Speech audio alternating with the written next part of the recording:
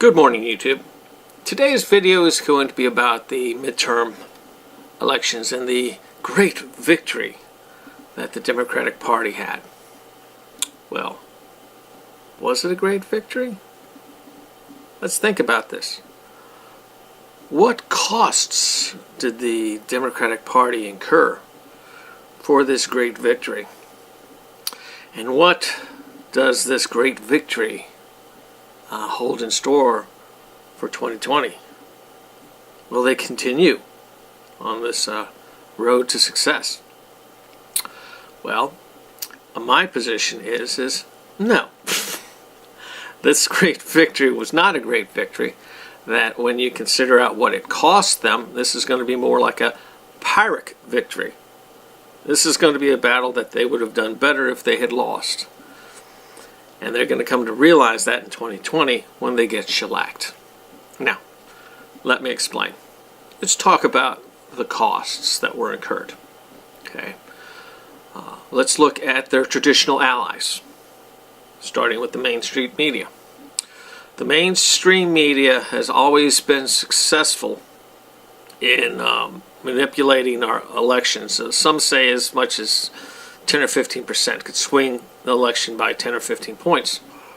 But they always did it subtly. In the age of Trump, all subtlety was abandoned. And with that, their credibility. So at this point, everybody, including the independents, realize that the mainstream media is partisan.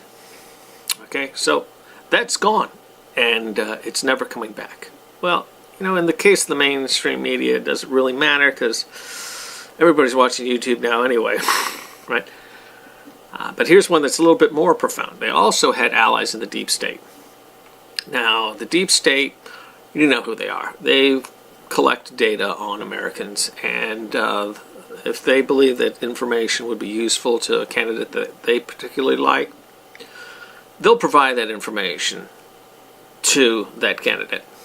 Now, during the 2016 election, they were so worried about Trump that they took some chances, and it didn't work out for them.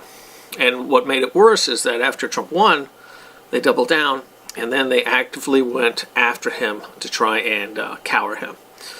And it didn't work. And now they're the ones that are sitting in the crosshairs.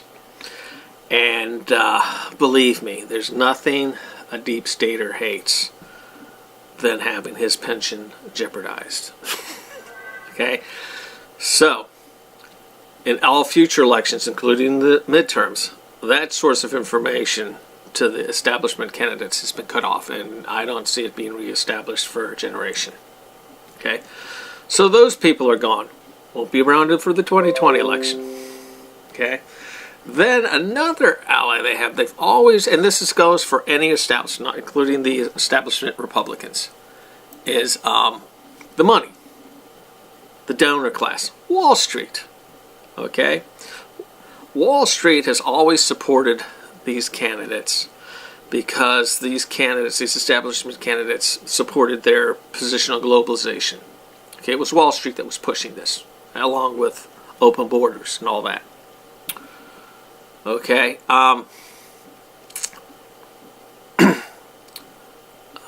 hasn't worked out for them. Okay, globalization, nobody defends globalization anymore. Okay, now they might in a few years when things calm down, but the bottom line is that their agenda, their purpose for providing these establishment candidates with funding hasn't yielded any results. Worse than that is that some of them become exposed, like Bezos and Soros. Okay, they're getting a lot of attention. Okay, they don't like attention. Okay, so these Wall Street types, man, they might have put a lot of money into the midterms, but they certainly didn't get a lot for that money, did they?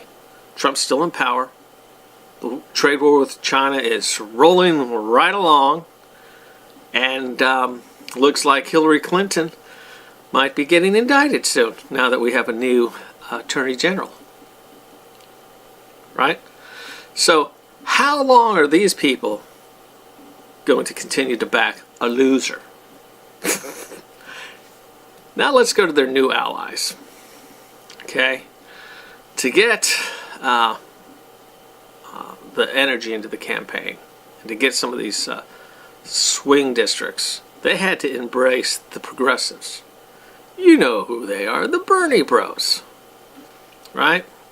The ones that they screwed in the 2016 primary. Those people were pretty pissed off about that. So, the Democrat establishment candidates or politicians wrote some pretty fat checks to the progressives, made a lot of promises. Sharing power and this, that, and everybody gets a pony. Right? Now, I can guarantee you that the donors up there in Wall Street are not happy about the progressives being welcomed into the Big Tent. Okay? And I'm sure that the establishment candidates told the Wall Street people, don't worry, they're not getting anywhere. Okay? Which is true.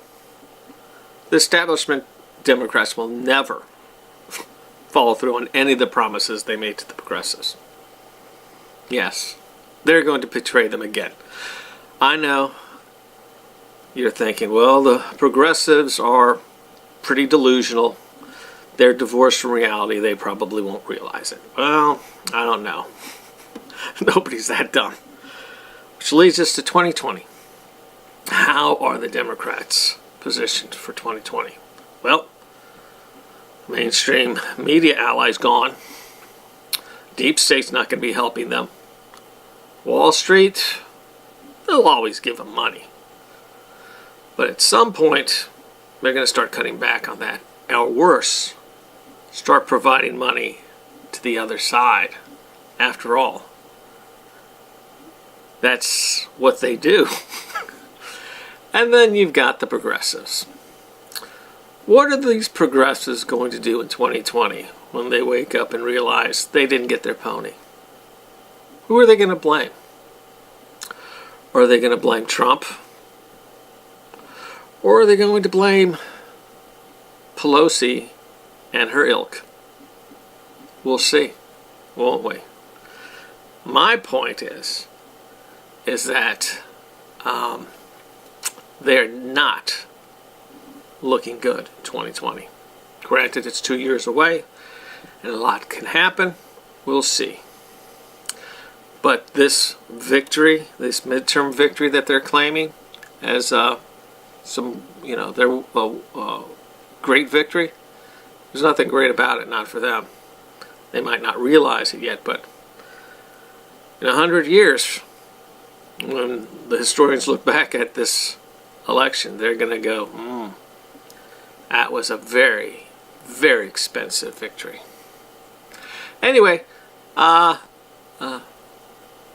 we are now in the 2020 election cycle. Let the games begin! Enjoy your day.